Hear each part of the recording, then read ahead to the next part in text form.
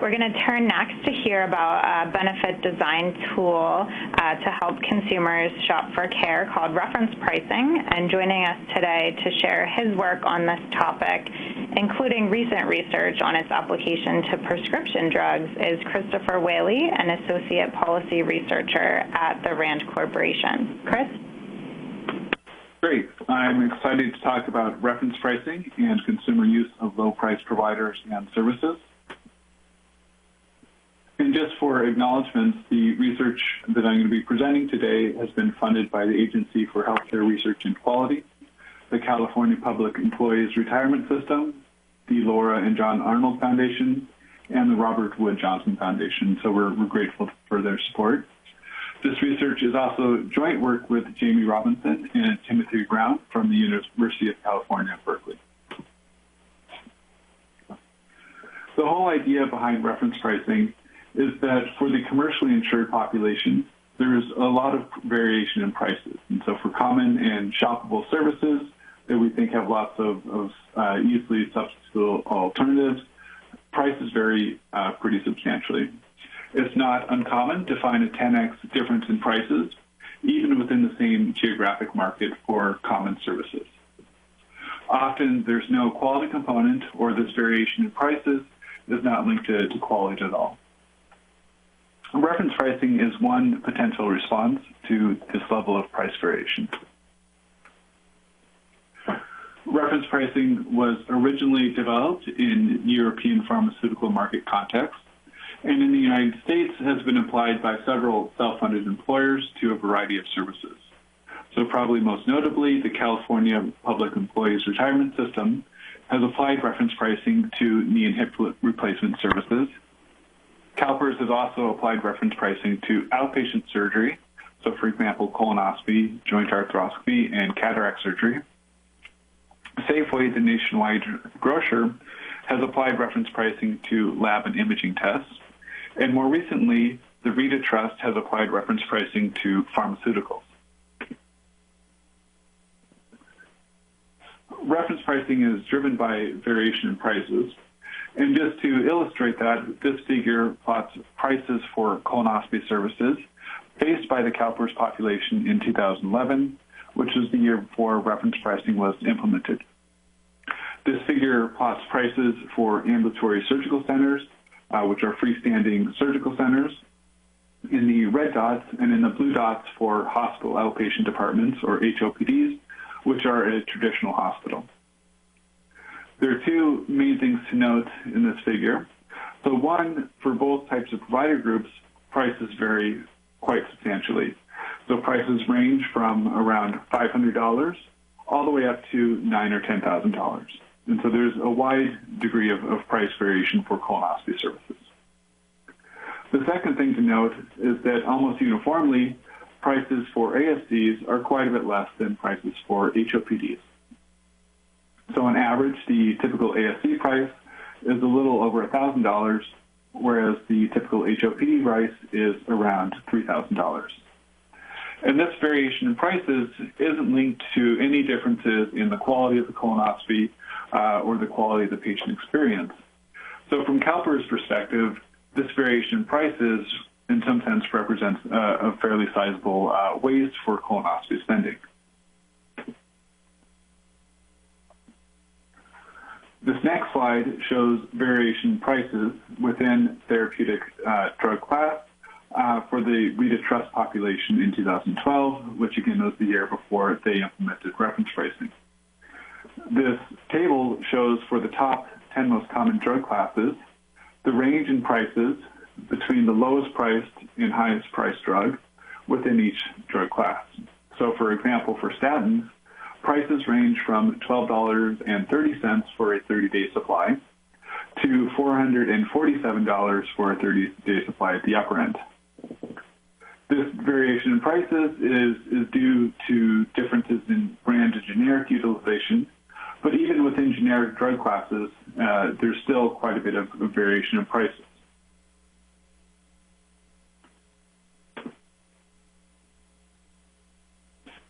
So reference pricing is one potential response to this level of price variation. And for predefined and shoppable services, so for example, colonoscopies and prescription drugs, the payer, in this case the insurer, the employer, sets a maximum reimbursable amount, which we call the reference price. Patients whose care costs less than this amount pay normal cost sharing, for example, co-pays, co-insurance, and deductibles. However, patients who go to a provider with a price above the reference price pay normal cost sharing up to the reference price, plus the entire difference between the provider's price and the reference price. So in some sense, the payer says that we're going to reimburse a certain amount for the procedure, and if you as a patient want to go to someplace more expensive, then you can pay for that difference. Many programs offer an alternative provider that is not subject to reference pricing. So for example, CalPERS exempted ambulatory surgical centers entirely because they cost so much less than hospitals, and so simply directing people to an ASC is one way to save money without complicating the program. Similarly, Safeway simply directed patients to the nationwide lab retailers like Quest and LabCorp.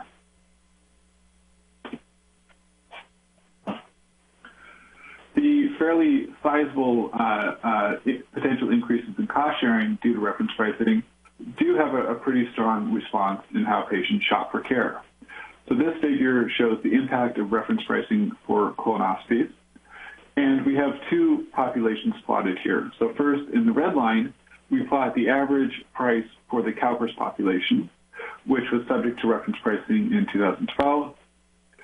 In the blue line, we plot the average price for colonoscopy services for our comparison group of Anthem enrollees who were never subject to reference pricing. Before reference pricing was implemented, prices increased steadily at about 5% per year for both CalPERS and non-CalPERS population. Following the introduction of reference pricing, prices for the Anthem population continued their steady increase. However, for CalPERS, there was a noticeable decrease in prices. And so this difference in price trends leads to about a 20% reduction in the price for colonoscopy, which we can think of as the savings for reference pricing.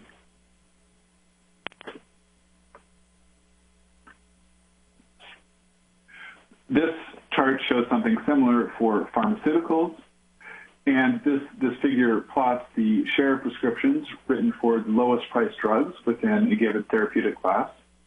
And this figure plots the utilization trends for two populations, the Rita Trust population, which was subject to reference pricing in July of 2013, and our comparison group of a large Union Trust population that was never subject to reference pricing. Prior to reference pricing, use of low-priced drugs was relatively similar between the Rita and Union Trust populations. However, following the introduction of reference pricing, there is a noticeable increase in the use of low-priced drugs by the Rita population of about 6 percentage points. The increase in low-priced drugs and the introduction of reference pricing had meaningful impacts on spending.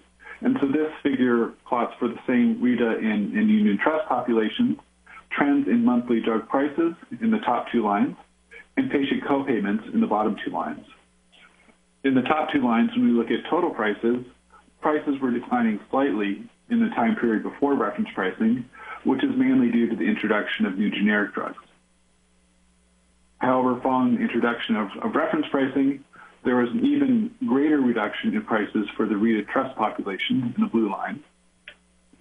If we look at patient co-payments, price trends were roughly the same between the Rita and Union populations in the period before reference pricing. However, we do see a small increase in patient co-payments for the Rita Trust population. And so overall, if we look at total prices, there's about a 14% reduction in overall prescription drug prices, which translates to a little over $9. If we look at patient co-payments, there's about a 5% increase in patient cost sharing, which is a little under $1.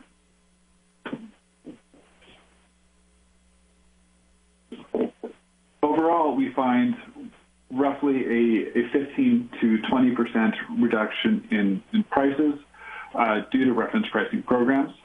This figure plots or lists several different procedures the percentage point increase in the use of low-price facilities or treatments due to reference pricing, the percent reduction in prices paid per procedure or test due to reference pricing. In the third column, the total spending by the commercially insured population for these procedures.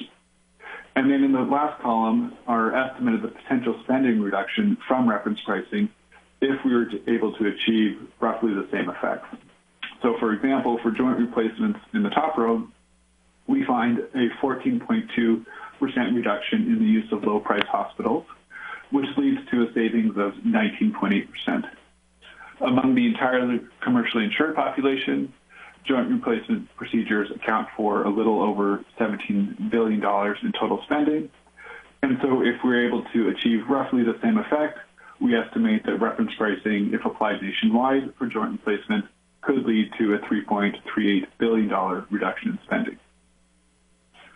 Overall, with the exception of prescription drugs, the procedures listed in this table for which reference pricing has been applied represent a little over $100 billion in total spending for the commercially insured population. And so we estimate that there could be about a $19.6 billion reduction in total spending if reference pricing were applied more broadly. So we estimate that if reference pricing were expanded to the same services that we previously evaluated, and we were able to achieve the same effects, medical spending could decrease by almost $20 billion, which is approximately 2.2% of total medical spending for the commercially insured population. If reference pricing were applied more broadly, beyond just the services listed in the previous table, spending could fall by around $76.2 billion, which is about 8.6% of total medical spending for the commercially insured population. And we also want to note that expanded reference pricing programs, especially if we're thinking about much broader expansions, are likely to exert pricing pressure on high-priced providers and give them an incentive to lower the prices. So if a reference pricing program were to be expanded or to be implemented, there are a couple things to keep in mind. So in order to have a successful reference pricing program, it's important to think of shoppable services. So for example, it makes no sense to apply reference pricing to emergency services or services where patients don't have many options. Reference pricing should only be applied to services where quality is measurable, so you can examine if there are quality impacts with the program. Patients need to have price and quality information to navigate reference pricing programs, and patients have to have access to a sufficient number of low-priced and high-quality providers. Patients with special needs should be exempted from the program. So for example, CalPERS, Safeway, and Rita automatically exempt any program or any patient whose doctor recommends care at a certain provider or a certain procedure.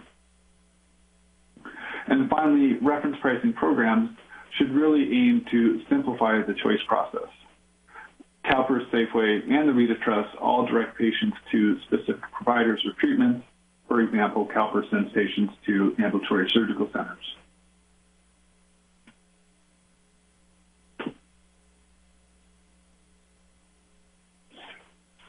Reference pricing does have several limitations, so not all procedures are shoppable and thus relevant for reference pricing programs. Reference pricing does expose consumers to potentially high out-of-pocket payments. And finally, reference pricing places the burden of responding to price variation entirely on the consumer, rather than on health plans or employers for negotiating better prices and regulators for addressing provider market power and consolidation, which are the underlying factors that we think lead to higher prices.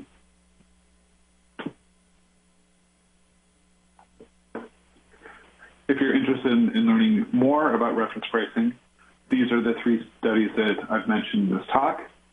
And I've also included a link to the Berkeley Center for Health Technology website, where we discuss many more of the implications of reference pricing.